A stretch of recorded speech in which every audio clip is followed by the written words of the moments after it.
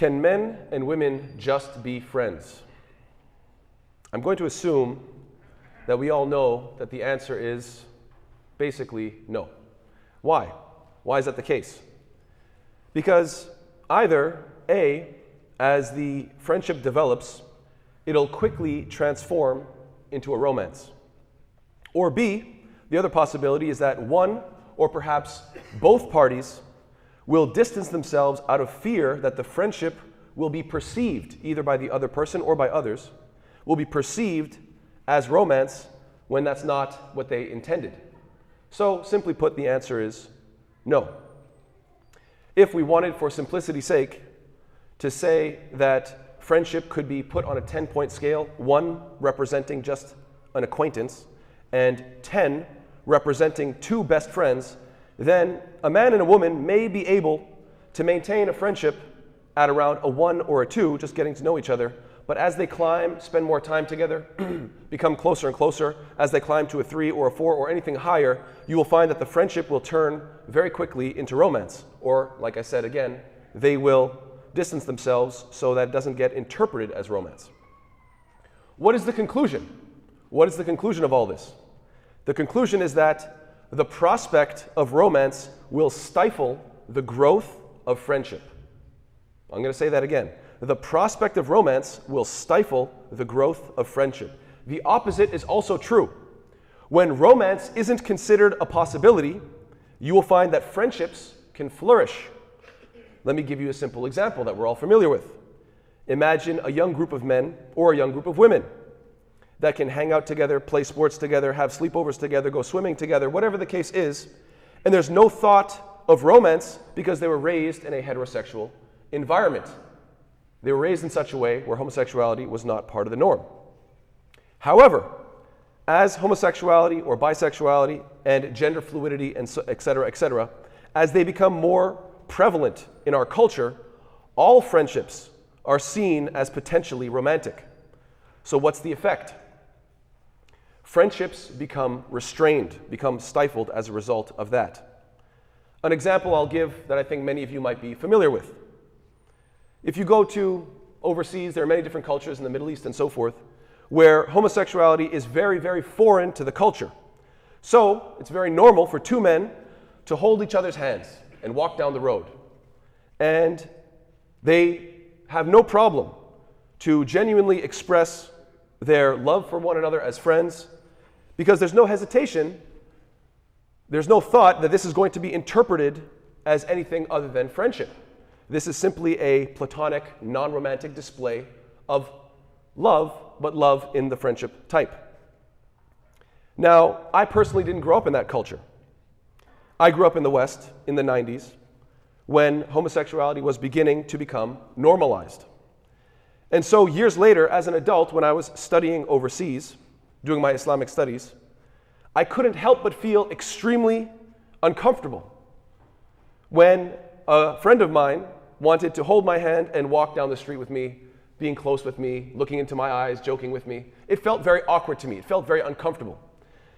No matter how much I told myself that, no, this has no romantic implications, there's nothing wrong with this, he's just my buddy, and this is the way he expresses his friendship, I still felt extremely uncomfortable. You could almost say that if our friendship could be expressed, if we're going back to the 10-point scale, it could be expressed at a 9, but going all the way to a 10, let's say, no, that's too much. I'm going to start interpreting that as romantic, and therefore I'm going to become uncomfortable. Why? Because of the homosexual, the normalcy, or how normal it was, homosexuality was in the environment that I was raised in. Now, why do I bring this up? Because for this young generation, homosexuality is much more normalized.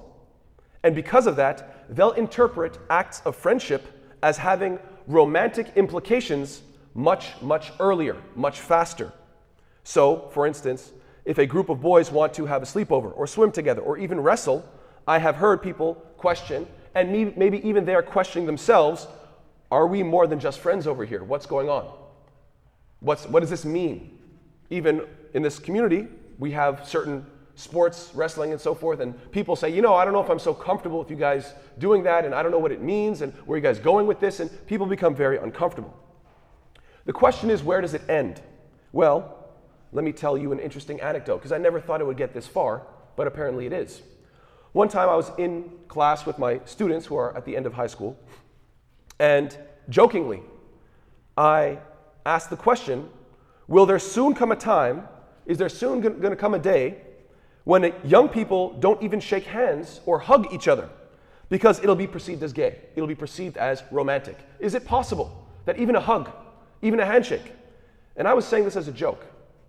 And then, to my surprise, a young 17-year-old man raises his hand and says, actually, yeah, it's already gotten that far. I already feel that way. He goes, twice a year, when Salatul Eid comes around, we all know we have the Salah, then we have the khutbah, and then everybody stands up and gives each other hugs, usually the 1, 2, 3, right? Usually 3 hugs for Eid. He said, I dread that moment. I feel very anxious when people want to hug me. Why is that the case? Because he's always wondering, what do they mean by this hug? Is it more than just a hug? And therefore, he feels very apprehensive and uncomfortable. So now I'm starting to see a pattern. Homosexuality was slightly normalized when I was growing up, so holding hands was too much for me. Homosexuality was even more normalized during his generation, and so hugging was too much for him. Are you seeing the pattern? The more it becomes normalized in society, the more you find that friendship is becoming stifled. People are feeling uncomfortable developing their friendship relationships. So in the beginning, I asked the question, can men and women be just friends? And the answer is no, because of the possibility of romance that stifles the growth of friendship. It seems that now the new question has to be asked as homosexuality becomes more and more increasingly normalized in society. We have to ask this new question. Can 2 men, can 2 women be just friends? Because apparently, as we go from a 2 to a 3 to a 4, as we climb that ladder of friendship, it can't go very far because it's very quickly going to be perceived as romantic. Why? Because the possibility is there. Or they'll just simply back off and say, you know what, I don't want people to get the wrong idea. I hope you see the pattern. So my hypothesis is very simple. As the prevalence of homosexuality increases, brotherhood and sisterhood decreases. It's as simple as that. This is my hypothesis. As the prevalence in a society of homosexuality increases higher and higher and higher, you'll find, inverse to that, brotherhood and sisterhood will decrease. Why? Because there's always that perceived feeling of maybe this is more than just a friendship. And then if this is true, then the question is, how important is brotherhood and sisterhood in a child's upbringing? How important are these qualities in the healthy development of a child? And I believe that strong bonds of brotherhood and sisterhood are in fact crucial. They're absolutely necessary for a child's development. And so perhaps this is one answer to the question as to why Allah Ta'ala has prohibited homosexual behavior. This question is asked all the time. Young people are asking this question regularly. Why is it that Allah Ta'ala made this haram? What is it that makes this haram? And unfortunately, the older generation seems to just say, look, it's icky, so just leave it alone. I'm sorry, that's not sufficient as an answer. That is not an academic answer. That is not something that you can write down in an academic journal or present in a debate. You have to present more than just, I find it icky. You have to present something that is grounded in rationality and something that can be easily determined and seen. And so I believe that this hypothesis is valid, bi-idhnillahi ta'ala. I believe that this is a subject that can be explored much more. This is just one hypothesis. Unfortunately, Muslims are terrified to even ask the question. Young Muslims are being raised in this environment, and the moment that they get to that age of maturity where they can understand their religion for themselves, what do they want to do? They want to pick up the Quran and read it with fresh eyes, with their adult mind. They want to read it for themselves. And you will find that they will come across the story of Lut alayhi salam 9 times in the Quran roughly. This is not something that Allah Ta'ala just mentioned as a side point. The story of Lut alayhi salam they'll come across it roughly 9 times. And then unfortunately, we don't have an answer for them when they ask the very rational, very logical, very fair question: why? Why is homosexual behavior prohibited? And so I'm trying to do my best to put forth my hypothesis, something that I think you can determine for yourself whether it's valid or not. But there are many other ways that this can be addressed. We can look at this from the historical perspective. What happens to a society when homosexuality becomes widespread? What happens to that society? Do they have some sort of a downfall? Do they suffer? And why? Are our communities displaying those qualities? And what can we expect if we continue along this trajectory?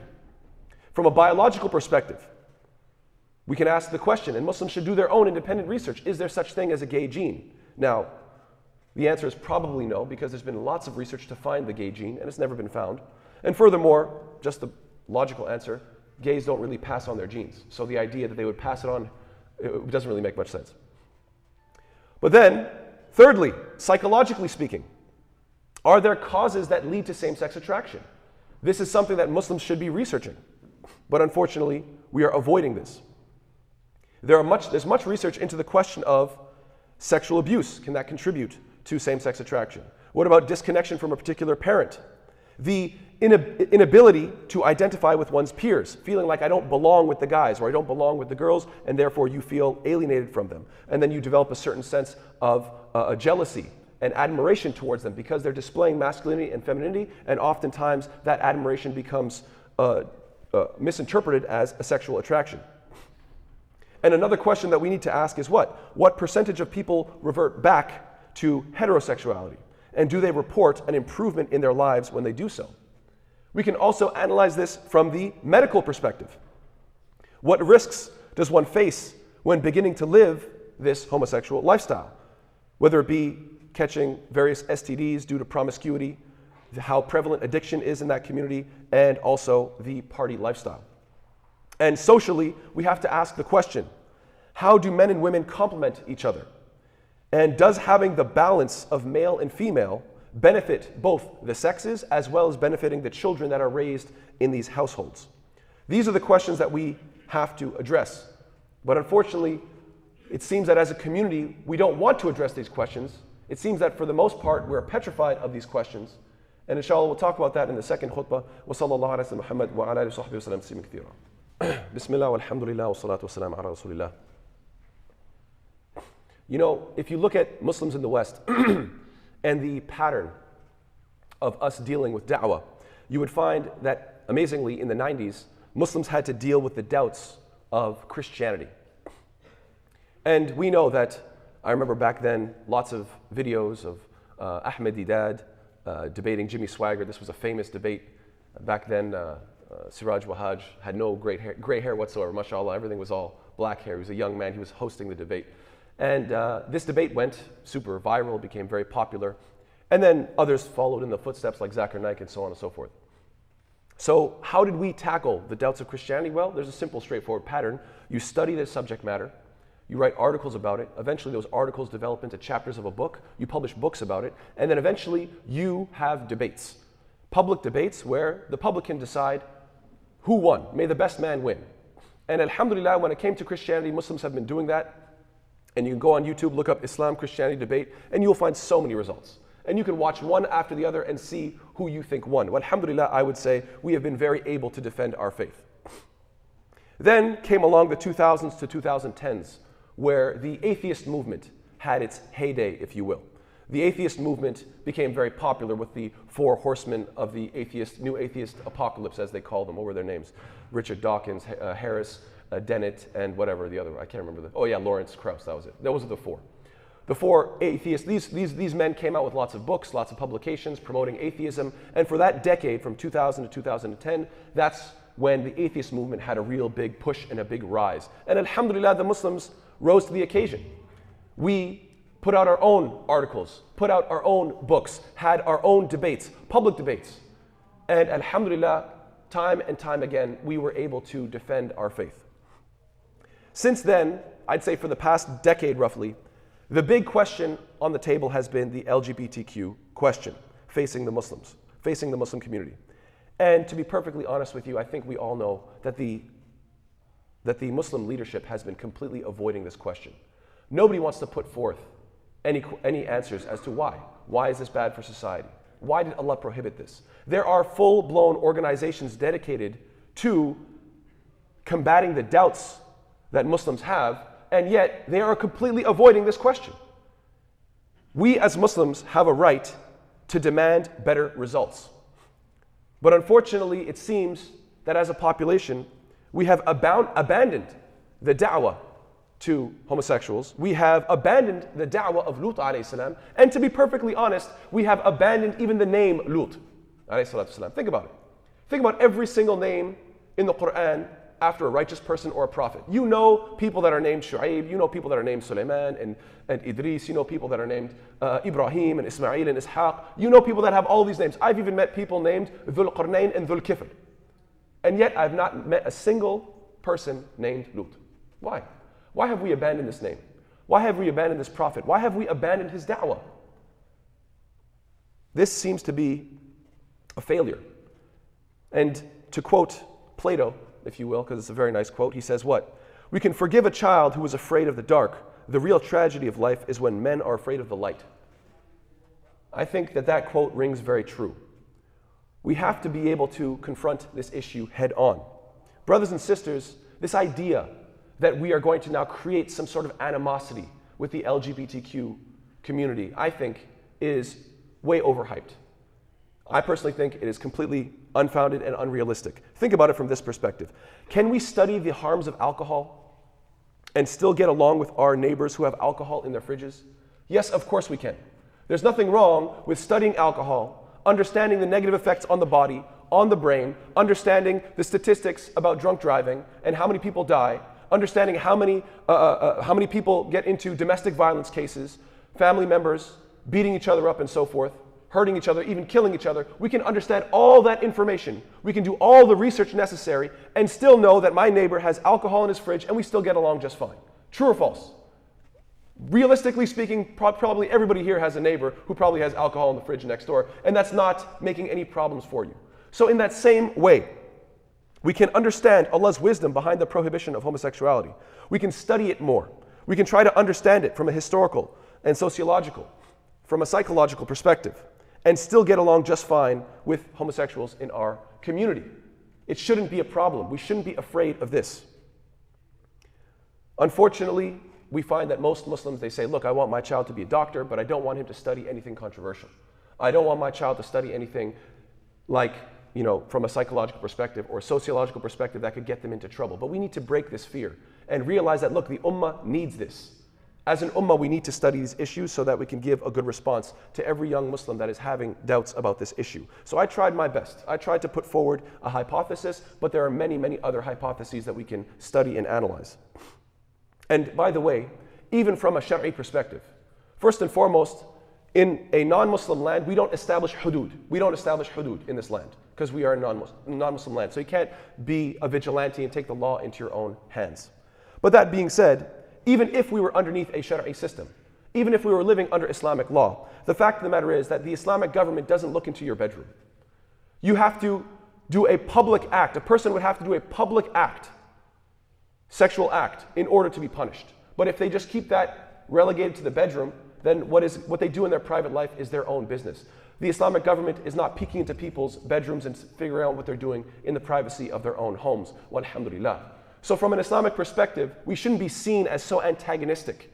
We see this as a sin like other sins. And so there should be nothing wrong and nothing stopping us from studying it so that we can appreciate Allah's wisdom and appreciate Allah's guidance. So with that, I ask that Allah subhanahu wa ta'ala make us of those who can constantly study Allah's deen so they can understand the wisdom of the Sharia. May Allah Ta'ala make us of those who maintain strong bonds of brotherhood and sisterhood because it's vital for the development of our youth and it's vital for the strength of our community. May Allah Subhanahu wa Ta'ala make us of those who can answer questions and who have the courage to face these questions head on without being afraid of anybody except Allah Subhanahu wa Ta'ala. Ameen ya Rabbil Alameen.